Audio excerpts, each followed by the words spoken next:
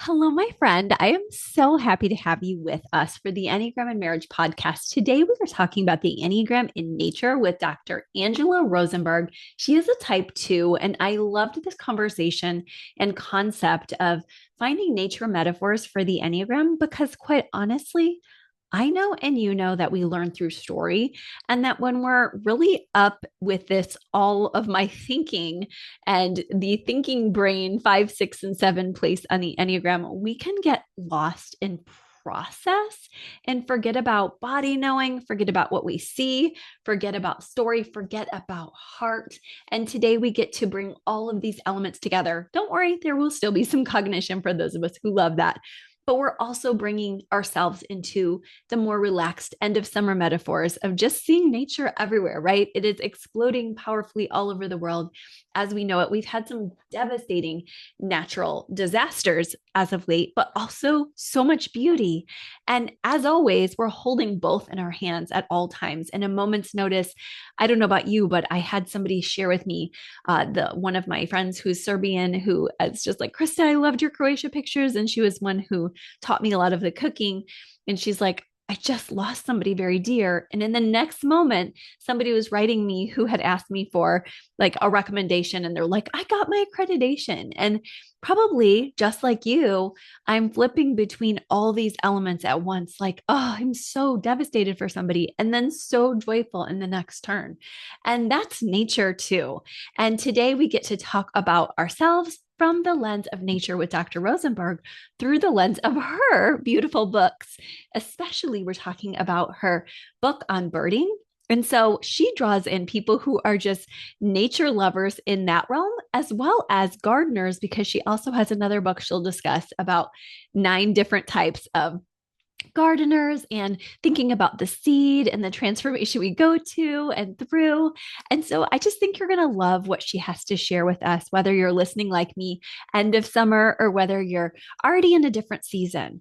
The key is transformation. The key is allowing story to carry us through life and to allow ourselves to tell the healthiest stories possible about these transformations.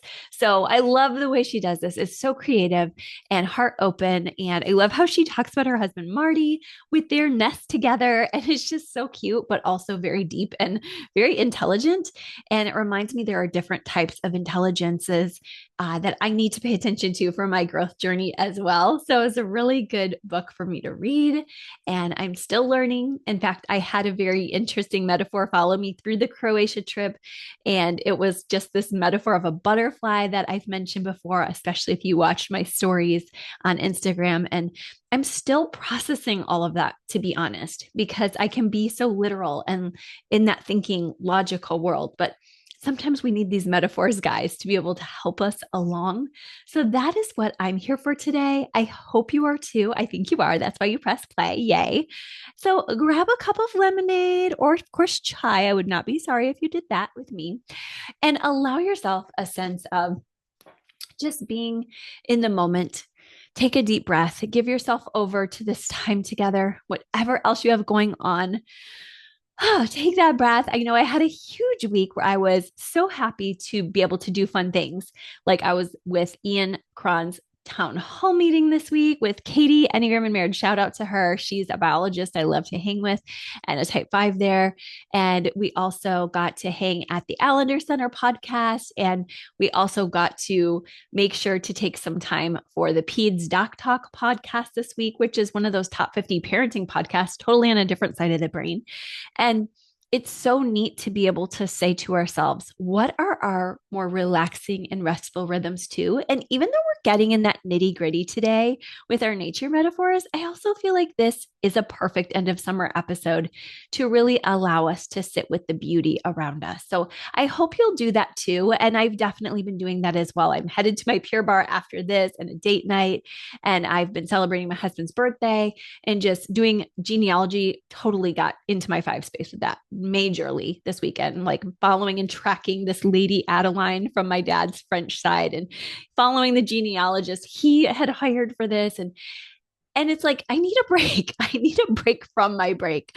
So episodes like this help me to get back into the body, which my family obviously helps me with greatly too. Like, get over here, come on. So just know that we're all in process. We're all growing, literally here with the plant metaphors. But I think you're going to love this moment because Angela is just such a gift. So I'm going to stop now, give this over to her, and let you guys just explore the natural world together with me. And guess what? You're going to learn about Enneagram types and wings and even subtypes, which you know I'm writing about lately. So just could not be more thrilled to offer you this end of summer episode. Stay tuned for later this week. We're going to have a fun superhero episode. We get into typing our famous blockbusters we all got to see this summer. Some of you probably have not seen them yet, but I have really enjoyed a few. So we're going to share those with you too. All right, let's talk to Angela. Thank you so much for joining us for the Enneagram and Marriage podcast today, Angela. It's a joy already to be talking to you. I'm delighted to be here. Thank you for inviting me. Oh my goodness. Well, before you came on today, we talked about your beautiful book. We're going to talk a lot more about it, but tell our audience about yourself so we get a good idea of who you are and your passion for the Enneagram, your marriage pairing, all of that. Oh my God, this will take the whole hour now. Right? Right. So let me start by saying I'm a lover of the Enneagram and have loved it. I'm aging myself, but I have loved it since I was in my 30s. Studied with Jerry Wagner in Chicago, got certified with Jerry and a beautiful type 5. Mm. And just learned a lot from an intellectual standpoint and went on my journey. I'm a leadership coach. I was a faculty member at the University of North Carolina for almost 25 years. My whole background is, yes, in my doctorate's in leadership. And so I pursued a career as an executive coach and a trainer, strategic planner. But always, and I tell people, always my favorite way of understanding self and others is the Enneagram. Always has been. No matter how many tools I use, how many tricks you pull out of the bag, it's just such a deep core understanding of humans that I fell in love with it. So yes, I pursued it in lots of ways. And during COVID, when this 2-3 combo decided to have to hum slowly, I began to Mhm. write. And we'll talk a lot more about that, I'm assuming. But Yes. my first book, Nine Perfect Petals, came out of my passion for gardening. Mm. And as I got more in touch with nature in my whole life, especially living on a farm in North Carolina, where I am right up with nature every day Mm. and my gardens and my flowers, in COVID, I really dug more deeply into that and found myself really seeing so much resonance from the natural world, the way we cultivate our flowers, the way we uh, bloom and grow through the dirt, through the soil. Mm. And I began to see a real resonance with the Enneagram and thought, why not? Let's look at that way of looking at humans, the way they garden, the way they understand flowers, and just be part of, we are part of nature. We are nature. Mhm. We are nature. And so yeah, that was my first book, and then I went from the soil to the sky in my second book, and really dug into the subtypes. That's And that book is awesome. Being on the Wing, and it's feathered reflections on Mhm. all of the subtypes. Thanks to B.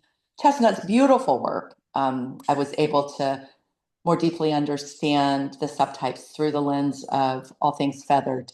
And that's where I'll stop and let you do your beautiful questioning or what have you. Ask Oh me. my gosh, that's so interesting. Okay, guys, I could literally squirrel away in my seven all day long on her flower book. So we're not going to do that today because I also know I love subtypes. I think they're very practical and helpful. And now I just have to tell myself, read her book on flowers because I don't think my audience knows, but I used to work in a flower shop and my family Oh knows my that God. I have an adoration of flowers and obsessional a little bit, but I don't have the gardening gift you have. And perhaps that will come later for me as a seven as I go more into sobriety. But I love that you have brought us two beautiful books. And today, as we talk about On the Wing, I want to name for everybody that I see your beautiful 2 and 4 creativity. I know you have the 2-8 pairing in your marriage too, and I love that your husband's been a part of your work too. Mm. But I love that your 2 and your 4, I can see them so vibrantly here. Can you tell us why birds felt like such a beautiful metaphor for the Enneagram work we're doing? Oh my goodness, so many reasons. I'll start with perhaps the instincts, if that's okay. Yeah, absolutely. Um, when I began to look at birds, which is one of my huge passions, I began to see that a lot of people say, well, birds are like humans. I began to see that humans are like birds. Mm-hmm. Our core instincts, as you know, and maybe many of our audience participants know, are very clearly self preservation. Mm-hmm. That's one of our instincts, social. Mm-hmm. And the last one is changed names a million times, but it's that one-to-one sexual instinct. Yeah. Beautiful three instincts, and we all embody them in our everyday. But between our instincts and our passions, right, Mm-hmm. of our types, Mm-hmm. out comes these 3 subtypes for every type. Yeah. And that's what I Mm-hmm. wrote about in my second book. The reason Mm-hmm. initially birds became such a beautiful, beautiful example is if anyone knows anything about birds, that say, oh my goodness, self-preservation, that's life for a bird, right? Yeah. Start with a cat, Right. you know, ah, right? Yeah. Birds every day, if we watch them, they are survivors. They are Mm-hmm. survivors in a world that can feel turbulent, Mm-hmm. seasonal. As you said, there was a beautiful phrase you loved, which was Mm-hmm. in our worlds when things go topsy turvy, we think of it in terms of how do we become more resilient? How do we figure out a path out of ego and all of the Enneagram metaphors you can think. Birds literally, the world tips on its Mm-hmm. axis. And those birds have to find a way to fly against turbulence and winds to find a place where they can thrive, right? That's the whole migration of birds. Wow. What better metaphor Mm. than our human selves having to take a look at our wings, literally on the Enneagram, how we're balanced. And Mm-hmm. then I call them our flyways or the arrows. Yeah. Birds take flyways. We need to fly with our arrows, against our arrows, to find a more resilient, a more fruitful way of living our life during periods when we're challenged. And we're Mm. called to that if we choose to Wow. take the migration, right? Right. So I felt like birds do that. Mm. What can we learn from them? What Yeah. can we learn from them? And when you look at the instincts, it becomes more alive because they have to survive through self-preservation. Mm. Birds are extremely social. Mm. Birds are extremely social. I mean, everybody's sort of a flock. I Yep. mean, True. yeah, you see birds on a wire. Birds are social. Some birds, as you'll see in my book, literally I use for the type 9, for example. The Mm-hmm. waxwings help feed each other. Mm. They're beautiful metaphors. And Yeah. then, of course, the sexual instinct. Birds, love like humans. They mate like humans. We may not understand it. It's a different language, but they do. Yeah.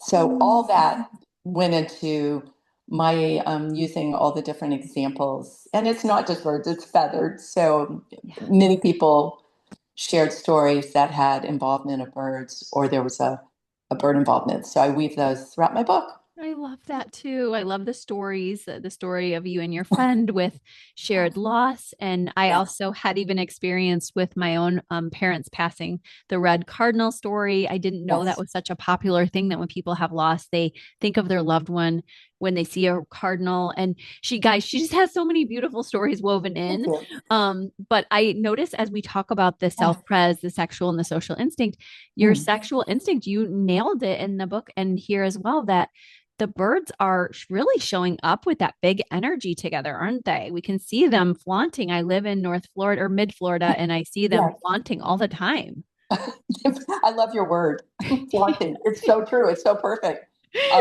Yeah, one of my examples in the book, I think you might have seen it, or it's the one-to-one two. It's an example of the Mhm. sexual Yes. energy of the type 2. And it's kind of fun because this bird we encountered happened to be on a trip, a red cap mannequin. If you've gotten to that part, if not, you'll enjoy it. Yes, I did. But literally a little gigolo. I mean, I don't know how else to say it, but this little red cap bird out on a twig, just dancing and flaunting his beautiful little red mannequin heart out. It was, and this is the best part. The bird does it backwards on the limb. I'm like, how does this bird even do this? So we teased about it looking a little like a Michael Jackson dance in a Yes. day. That's what the man, and this bird is doing all of that just to attract the female, Right. just to say, I'm here, I love you. And unfortunately, at times this beautiful little female just says, not so fast. You're not doing the right. In like any relationship, your beautiful podcast, and we have moments where we're working so hard at something, and it's like, am I speaking the language I'm speaking my language? Maybe I need to understand the language of the other. How do I communicate more fully? My needs, my wants, my desires, all of these beautiful examples. But that little mannequin was such a yeah. Such a good story to show you guys the subtypes at each of the different levels and what we can look like and be like in the animal kingdom. And I just think it's we're always looking for good metaphors, right? And you just Yes. nailed it with all of these various ones. And I was telling my husband actually at breakfast Mm. this early this morning about your type 1 metaphor of like even the vultures being cleaning birds. And he was like, oh my gosh, that is actually true. And so like there's so many pieces, guys, that she does. But when you nail this with this self-pres, sexual, and social, you're just naming that every single one of us needs to use all three of these instincts. And even with birds, you're saying that's so vital. So thank you for that. And everyone should know that she gives all 27 subtypes so detailed. But back to your comment about the migratory patterns and Yes. just the flyways you talked about. Some of our Yes. audience knows about arrows, but I think it's worth it to go back for those who don't, because a lot of people are like, Krista talks a lot about the subtypes or instincts, and she talks a lot about the types, but we don't get constant episodes about arrows. So could you Mm. explain why those are important both to birds and to humans? 100%. When I speak of the Enneagram, and as you so eloquently do in all your episodes, everybody comes at it from different ways. I find, as I've done the work I have done in my own self, in my marriage, in my life, the arrows have become profoundly important to me, and I'll share why. For each type, for those of you who are unfamiliar, each type, we're intimately connected, and of course, there's a part of all beautiful 9 types in all of us. But we our expression is of a particular type. We have wings on either side. So we have our core type, wings of either side. And then each type connects to 2 other types. Literally, we call them in the Enneagram arrows. The reason I called them flyways is because I'm speaking about birds, and birds migrate through flyways, just like humans use the arrows. I'll give you examples. The type 1, if you look at the beautiful Enneagram diagram, you'll see immediately there's an arrow coming from the 1 that follows the direction toward the 4. That's the 1 that goes to the beautiful 4. The 1 also has an arrow that goes across the Enneagram, right? And that arrow goes to the 7. So it goes against, it says going against the arrow. So the 1 flows to the 4, but when you look at it going to 7, it kind of goes against that direction of the arrow if you're looking at the Enneagram diagram. Let me share why. Many scholars have said when we go with the arrow, it's when we have a little bit less resilience. So we just go with the flow. I tell people it's like going down a lazy river. You're just on the raft. You don't have any energy to fight any current. When we go against an arrow, we might have more resiliency. We can then swim against the current. Those can become meaningful but the purposes of this particular podcast, just remember you're connected to 2 arrows and you have the opportunity to fly or to migrate to either of those. You can go against or with the arrow. So the beautiful type 1 that seeks the world to improve, to sees the world through a lens of there's so much to do, there's so much work to be done here. And my mission here, my life goal is to, when I see those things, my job is to clean it up somehow and to to provide a better place for all of us is the way I look at it. That's the ones out there. Mm. Oh, tireless, Yeah. right? That incredible energy. If you want to think of it in bird language, you can choose. I happen to use the cardinal because of the perfection. Mm-hmm. But you mentioned the vulture. Mm-hmm. Vultures are all about cleaning us up. There Mm-hmm. would be carnage everywhere on the roads if it Yeah. wasn't for our beautiful vultures. So Mm-hmm. ones are about that. Mm-hmm. They also are seeking that. So when the one follows the arrow to seven, I like to share that the one sort of lets down. It's still a one. There's always going to be that beautiful one there, Yeah. but says, I am parenting all the time. I am a busy person trying to perfect and improve. And Yeah. let me go to joy and play a little bit. Let Mm. me go to the seven and let my visionary imagination just feel free. It's not, I don't have to stay in this world of work and Yeah. clean up. I can find that beautiful energy of the joy of the seven and go on an adventure and Yeah. know that the world will spin for a while. It will be Yeah. okay. That's the arrow to the seven. The seven, Mm. likewise, at times has to say, oh, I'm a bird. I'm flying. I'm loving this freedom, this adventure. Mm. I need to ground myself a little bit here. There's some work to be done. I need to settle down, put my wings down, and that's my job right now. And sevens do that. Yeah. So that's the way I see that particular arrow. So um, I could go on a little bit more, but every type, and I'll give one more example. Yeah. The two and the eight. My husband's an eight. Mm. I'm a two. Mm-hmm. We have an arrow to one another. We have an arrow to one another. As a two, I'm always out there thinking relationally. How can I help? How can I, be of service? I'm also, as you'll learn in my book, these are little like crows. Yeah. We give to get. We give to get. We have a little bit of an expectation there, like, hey, if I put the shiny bauble in your nest, will that mean you'll bring me out some more birdseed? Yeah. Because we can have a relationship now. That's Yeah. that's a little too, right? But it's Mm-hmm. always about that. My husband's an eight, grounded, gut, tells it like it is, power. So when I go way into my relational corner, I need to stop sometimes and say, how do I take my power, come Mm. back to my core and say no? Yes, this is what I can find that through that arrow to eight Mm. and find that relational heart piece by coming over to my two. Is that Mm. helpful a little, Oh, Krista? yes, that's so helpful. And I think that people sometimes get a little lost in our own types, and we need that reminder that you have access. Oh, And I love how you shared going down with the river, on the tube, lazy river, or, mm, picking up a different migratory route. And some of them, mhm. as we know, are going to be routes from inherited routes. Some of them are routes that we take because it's our Enneagram type. I think it's fascinating the way you bring the analogies to us. And I also loved in your book how you talked about, I loved how ones had both of those labels, then eights had some of the penguin labels of the black and white and red. Like there was such, I was like, yes, that's exactly like, I love how you bring us to life with these metaphors. And even as you talk about arrows, if we could talk about wings for a moment too, you did Mm, say what they are, but what do you, before we got on, we talked about how I could see your three wing, but mm, also your one. And mm, that's what really intrigued me about your title on the wing.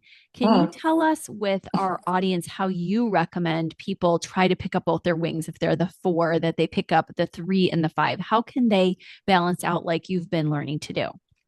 Yeah, great question. You I'm going to use the hummingbird just as an example. Perfect. And I'll pop that in, and then I'll get into a little more of the three and the wings and the two and any type you want to choose. But I always tell people if you are daunted by life Mm-hmm. and you feel like you can't, you're out of balance with your wings. Mm-hmm. Imagine a bird trying to fly out of balance. Imagine clipping a wing. Oh my goodness, what a disaster. And that's Mm-hmm. how it can be when we're out of balance. Mm-hmm. We feel as though our wings are clipped. They're not. We've got them. We just have to learn to use the power in those wings is phenomenal. And we've Mm-hmm. got that power. We've got that opportunity.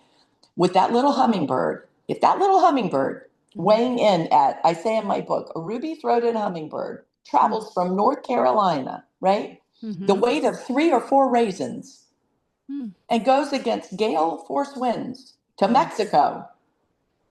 I just think, wow. And Mm. we think we've got it going on as humans. Are you kidding me? That little bird, I'm floored by it. Right. That's Right? amazing. It's Oh. amazing, right? It's amazing. And so this little bird can do that. That can migrate against all odds to Mm. find resiliency, to Mm. thrive. Well, we can't. So I try to remind myself of Imagine. that. Mm. But when you look at a little three, I use the three, the hummingbird as a type three. Mm-hmm. And people always ask me how I decide. Well, you and I both know, Krista, if you really challenged me, I could probably find analogies with any bird and any That's type true. if I tried. That's true. But Right. but I do think of the hummingbird as a three because they are so busy, and Mm. they're beautiful. They Yeah. love to display their image. It's Mm. like, oh, if you can't Yeah. see me, here I am. Right. Right? They're Just like beautiful performers with their they're little. humming. Thank you. Right? So many reasons we could say, oh my goodness, yeah, right? Mm-hmm. That little bird also never stops. I mean, they are fortifying themselves nonstop, taking Mm-hmm. care of their chicks, and then they go to Mexico. They fly the whole way. So what's not three about that? I'm like, oh my God, that they accomplished. Yeah. Um, when you look at that three and you say, wow, how does that kind of, how do you get that balance? How does that little bird has no choice. That little bird is instinctually driven by all this. Mm. That as humans, are threes, accomplished, performing. I always tell a three when I'm sitting there, I think, slow it down. What do you need? Stop looking, no image here. Mm. What's inside of you? Where are you missing all the beauty that the four is seeing right next to you? Your Mm. beautiful four wing that is really deeply feeling the world, the essence of everything. The Mm. three is zooming so fast, Mm. moving so fast, so concerned sometimes about how they're perceived that they forget that they're to stop and feel those moments Mm.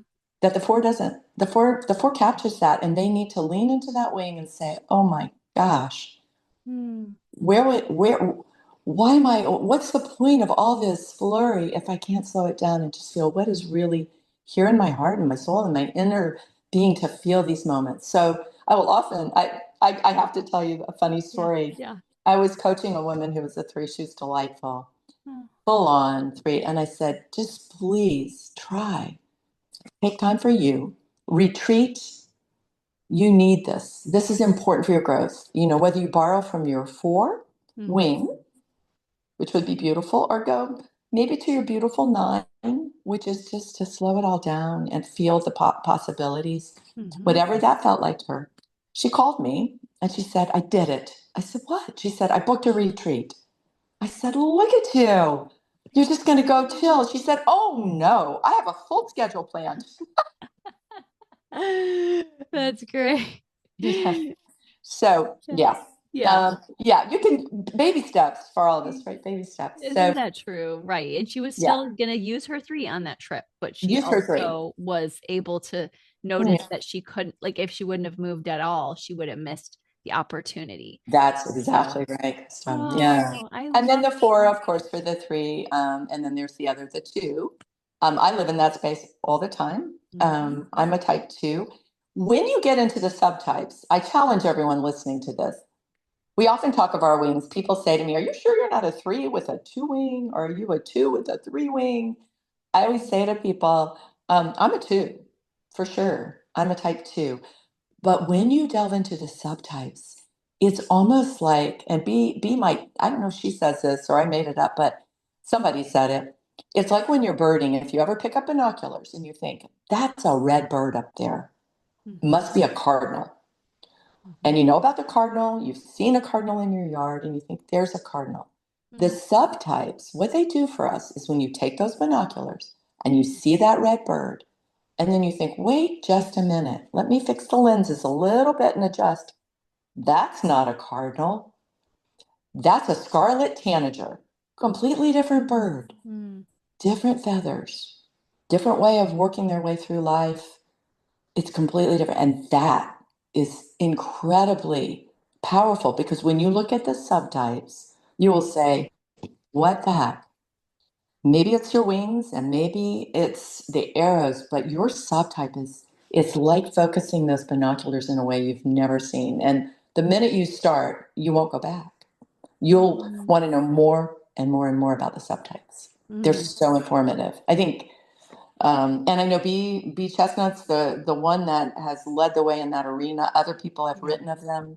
I hope that this book, Through Nature, will be a different, beautiful take, because my feeling is that, and I shared this at the beginning, we often say, I'm going to go out into nature. I'm going to go take a walk outside in nature. And I'm a firm believer that at the core of our being, we are nature. We are nature. Yeah. Yeah. So you're like, we have to be able to see the nuance in each other. We in have each to other. see that instead of just like stamping, oh, you're a two, or, Oh, you're a two wing three. And I know B oh, Chestnut has talked a lot about that, where she's like, yes, wait a second, like, don't just wing us, like, use this all, use the whole expansiveness. And yes, you're reminding us of that too, but also celebrating who we each are.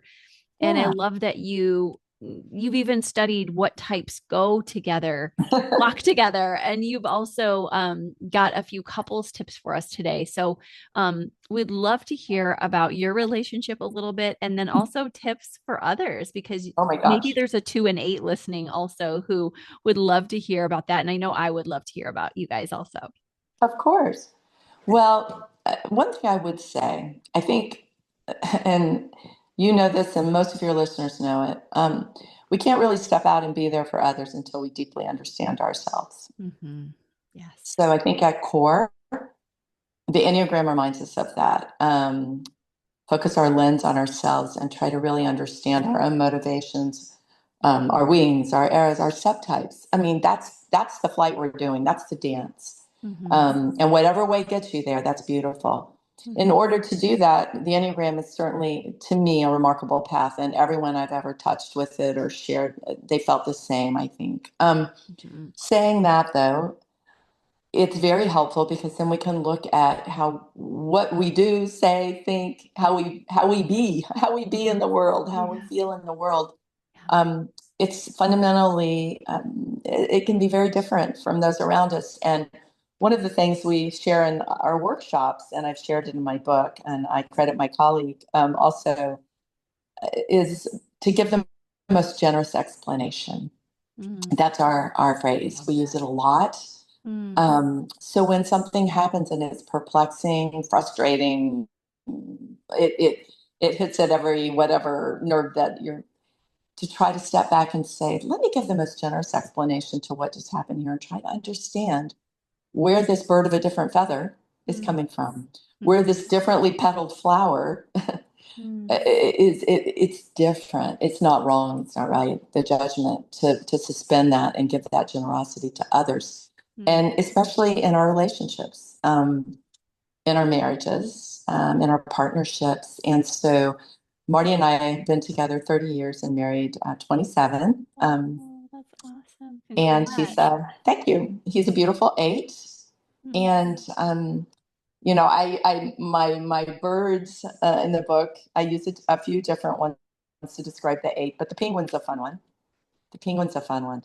I mean, there can't be much tougher than those elements for those penguins. Yeah. Yeah. Freaking freezing, and they're out there like, bring it on. It's cold and I got this. It's amazing. Just power through. Yes. Not vulnerable. Don't like to see that, right? I'm Right. okay here. I'm fine. I'm fine. And my little 2, my little bluebird is there. I say the bluebird looks a little slouched when you look at him on a line or on a tree. And why? Because they are literally, the bluebird and the 2, they feel like they're carrying the whole world on their back. It's like, I got a lot going on here. Everybody's needs more. And when they express that to the 8, at least in our marriage, if I'm not really attuned to the fact that my need is to be helpful, my need is to go, let me do more, let me help you more, let me figure out what's going on, and my beautiful 8's need is to say, I'm fine, I got this. Self-preservation 8. It's you and me against the world. It's you. That's that self-preservation 8. Yeah. We got this. We're little penguins. We're on our iceberg. We're solid. And my little 2 is like, yes, we are. With our 500 friends I'm going to bring along. And all their worries. Let's bring all that with us. And he's like, well, wait a minute. Let me just be on a farm out in North Carolina nature. And can we just worry about ourselves? And I'm like, well, yeah, but then there's my sister and my friend, and I got to go. Wait a minute. So he helps me see the side of myself that says, I need to stop, take care of home, be nested. Mm-hmm. Yes, I will not be, I'm always and forever too. I have to learn that sometimes when I give, I don't necessarily get it back. I need to learn to give more completely and solidly with no expectation of return. And he helps me stay in that space and know that the world will spin without me, literally. Don't think it will. Deep down inside, we got that little pride thing going on. You heard of that? Yeah. That little pride passion kicks in, and we're like, no, it won't. No, it won't. The birds won't migrate without us. Let me help you. Let me rescue you. You know, literally. And for him, it's the very opposite, really. To be able to say, I can be vulnerable. I can let the world go in a different way, but I can say, you know what? I'm okay. I'm good. I'm solid. I'm a gut. But I can tell you that, I hurt too. I need help. I need help. And he can let down that vulnerability to say that to me and hopefully to others over time. That relational piece, that piece of him that can just be a little more raw.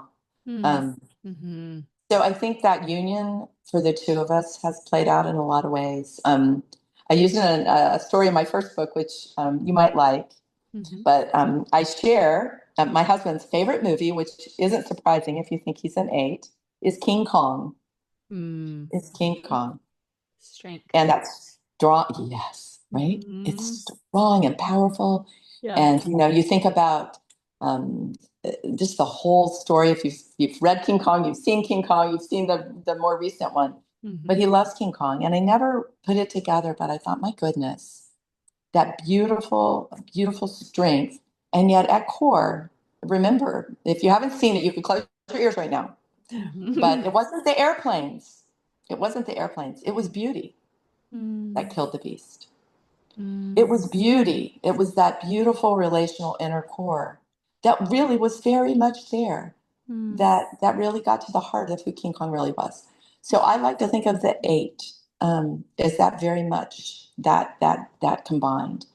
And everybody just saw the power and the strength, but didn't understand that beautiful inner core is there for all 8s. Yeah. They don't even understand why people don't see that, because they're like, why are people, so intimidated by me? And oh my gosh. Yeah.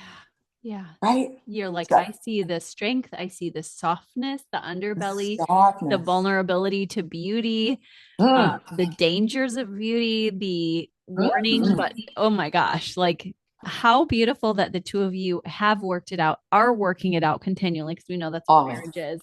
But like just to see the patterns that you're each flying in, and to notice, I guess that's even partially an answer to other couples too, is notice which lines and wings you connect with. Like you guys see that you each have arrows to 2 and 8 and really need each other's patterns. And have you noticed that with couples that finding lines of connection has been valuable?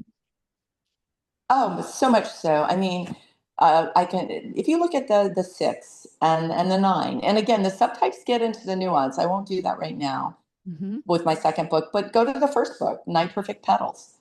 Yeah. Great examples in that book. I don't do subtypes in that book, but I do talk about wings and arrows, and it's much more, I want to just say, it's both my books I try to bring in humor, but the first book I'd say, if you don't know the Enneagram well, and anyone who loves flowers or gardening, 9 Perfect Petals, the Enneagram for Flower Gardeners, is really a fun read on that. The second book, of course, the subtypes. But in both books, I talk about this. So if you look at the 6 and the 9, the 6s are wary. They're wary in the world. They want to be ultra Mm. prepared for all eventualities. Yeah. They're right. They're dodging that all the time. Mhm. Storm clouds ahead. Right. The 7 next door is going, beautiful day, rainbow ahead. As soon as the Yeah. storm clears, let's not even worry about the storm. Let's Right. just go to the Bahamas or somewhere and have a vacation. Yeah. The 6 is like, not getting on a plane, not flying, Right. grounding right now. Right. So there's your 6. But in a marriage, any example, but if you look, if a 6 and a 9, Mm-hmm. the 9 says, but don't be so afraid of the possibilities. Look Mm. at them. Let's just merge here for a while. Don't be wary. Yeah. Let's just merge with others and be a little more calm. Yeah. The 6 in a marriage with a 9 has the ability to kind of take that arrow and say, I don't have to have a pro and con here right now. I don't have to ask everyone Mm. on the street, what flower should I plant? Right. I can just plant a flower. I can go with my Yes. gut. Yeah. No way, no way, woo. But if they're Mm. married to a 9, they Mm. might just say, there are possibilities and they're not all scary here. I And love I can that. calm myself down, right? And just Yes. be in the presence of and go with my gut for a little bit. Or, Mm. whatever that marriage might look like, that energy. Likewise, the 6 and a 7. Mm. Mm-hmm. 7 wing. 7 wing needs to, kind of take a look at that 6 and go, there might be a little thing I need to pay attention to over here. Yes. My little wing telling me, right? You know all this, Mm-hmm. Krista. Oh my Um, gosh, it's so helpful though. yeah, in a marriage, whatever that energy brings, that's why it's so lovely to understand yourself, but to understand your partner and say, look, I know that to a 6, this seems really scary. Mm. I coach a woman who's a 6, and she's read my books, and Mm. she's a beautiful 6 and loyal and prepared. But she'll often, and I work on this constantly with her. I say, you don't have to check in with me, your neighbor, your boss. Yeah, Mm. go with it. Oh, so frightening. She's a physician, Yeah. very strong person, strong in her organization. But she called me last week and she goes, do you think? And I wrote her back and I said, go with your gut. That's Woo! great. Go with your gut. Yeah. Oh, I love that. That's such a welcome phrase for us thinking types who are so exhausted by our Exhausted. thinking everything through so much. And so, what a welcome gift to both hear you say for the 6 and the 9 together. And of course, guys, I want you to extrapolate for your pairing. Each of you has something to Mm, give, something to consider, some mm. lesson, but also just for all of the thinking types out there, like just hear her when she says also we're allowed to learn from our body types, just gut Woo. instinct. And you've learned so much about that, I'm sure, from your 8. Every day. I always say Enneagram, it's minute to minute. It's moment to moment where Mm. yeah. I learned from my 8. I learned from my friends. I mean, Mm. I'm sure, well, I'm a 2, for God's sake, Yeah. I've Right. got to have a social network. I mean, you know, um, but I do. Where my husband will vet and say, "Why are you asking people? Your friends informing you." That's my first line of defense in the world. I'm like, "What? Why? Why wouldn't you ask all these people?" He's like, "I'm my authority. I know where." Yeah. Oh, okay. So Right. that's good for me, right? To say, "Wait a minute." Mm. But not unlike the 6, having to ask everyone, 2s do it for a different reason, right? But I do learn from my friends, and my one wing. Um, is alive and well, as you said in my writing. Mm-hmm. Yeah, and my husband always reminds me when I talk about certain family members and I'm explaining something, and he said, "They are who they are. They're Mm. ours. We go there. We are." Yeah. I want to do that little one thing of, can I just? I'm a little on that judging, Yeah. fixing. Yeah. Woo! I go down that. Yeah, I say I go down that garden path. Yeah. I lean on that wing. It's Yep. very easy to trip right down that road. And I Yeah. have to remind myself of his words. Um, this is what, the grandchildren we love are the grandchildren who they are. And so we love them deeply and we Mm. try to understand them. And I hope they give me the most generous explanation. Oh. And I want to give it to them too. Mm. And Yes. as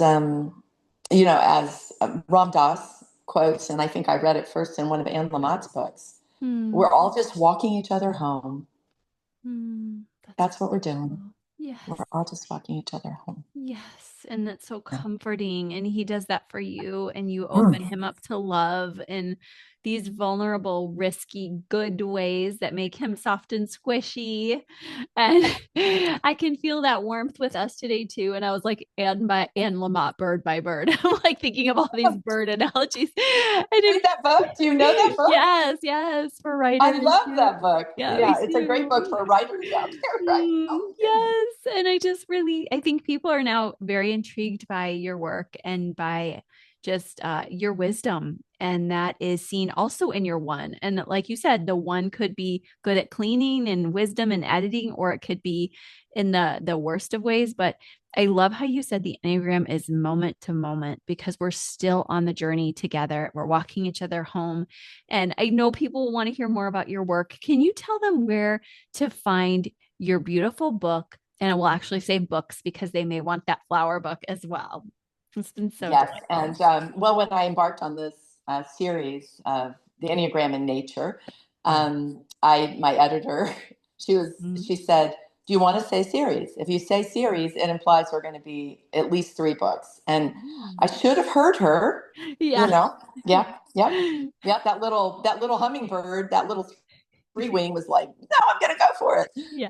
No, I'm so there will be a third, but that will be revealed. I have ideas where I'm going with it, but right now, and if you have any of my listeners today, your listeners and your beautiful podcast have ideas, just text me. Oh, That you can find my book on Amazon. If people are Amazon folks, very easy.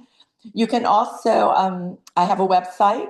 It's called Inside Out Enneagram, .com. And that's a place where you can go and see the books I've published and even like link to my books there. Ingram Spark is my publisher. So, and Inside Out Enneagram Publishing. But you can also find them in your local bookstores if you ask. Here in Chapel Hill, North Carolina, we have them in some of our bookstores, but I have them in, if people have ideas, take them, buy them and take them to a local shop. I have them in beautiful gift shops. I do a shout out right now, Krista. yes. I had a wonderful editor and a wonderful illustrator Oh, across the world. She's in Malaysia, and we work together very tirelessly. Her just my ideas for images, where people pick up my books and say they leave them out on coffee tables because it's a conversation piece, and the illustrations are so lovely. I believe she's done beautiful work, and so in both books, my illustrations I think really shine. So I hope people will go online and look for them there. They're all over.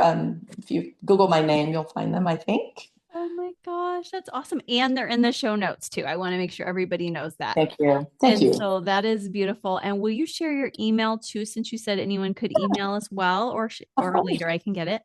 No, I'm fine too. It's Angela, Angela dot Rosenberg, Rosenberg, and the number one at gmail.com.